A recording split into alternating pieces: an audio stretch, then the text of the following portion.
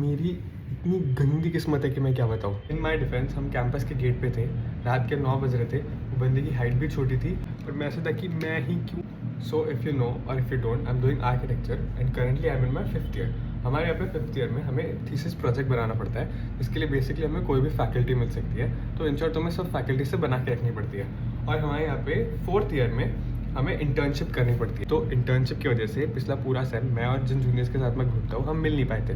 अभी जब मिले तब हम ऐसे थे कि बहुत दिन बाद मिल रहे हैं, तो फिर कहीं खाना खाने चलते हैं। तो मैं और मेरे साथ 2 लोग हम डिनर करने गए थे।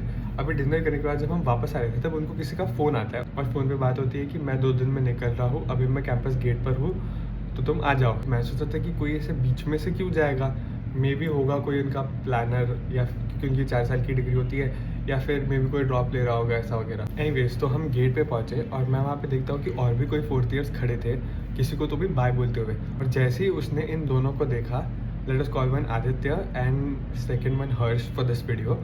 तो जैसे ही उन्होंने आदित्य और हर्ष को देखा, वैसे ही एकदम से ऐसे गले वगैरह मिलने आ गए। और फिर इनकी बातें भी ऐसी हो रही थी कि कैसा लग रहा है कॉलेज छोड़ के फाइनली ये सिटी से बाहर जा रहे हो वगैरह वगैरह। और जब ये सब हो रहा था तब मैं सोच रहा था कि कौन है ये जिसको मैंने 5 साल में आज तक नहीं देखा।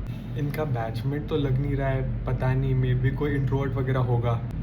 इन माई डिफेंस हम कैंपस के गेट पे थे, रात के 9 बज रहे थे। वो बंदे की हाइट भी छोटी थी और इनफॉर्मल से कपड़े पहने थे।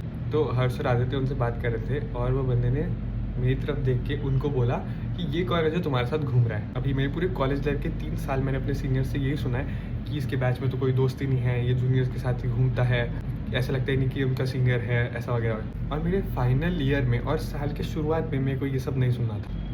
प्लस मेरी 2 रुपये की अकल इतना भी प्रोसेस नहीं कर पाई कि कोई बंदा अपने 4th ईयर में जाके कॉलेज छोड़ के क्यों चला जाएगा। तो इससे पहले कि वो कुछ और कहता, मुझे मेरे 3 साल के फ्लैशबैक से याद आ गए। और अब तो मैं सबसे सीनियर था कैंपस में, तो मैंने कह दिया तू कौन है। और द मोमेंट मैंने कहा वापस हम लोग हंसने लगे और मैंने एक आवाज़ सुनी भौसड़ी की औकात में, और मैं ऐसा था कि ये ज़रा ज़्यादा हो गया। और इससे पहले कि मैं कुछ और कहता, आदित्य ने मेरा मुंह पकड़ लिया और मेरे को कैंपस के अंदर लेके चला गया।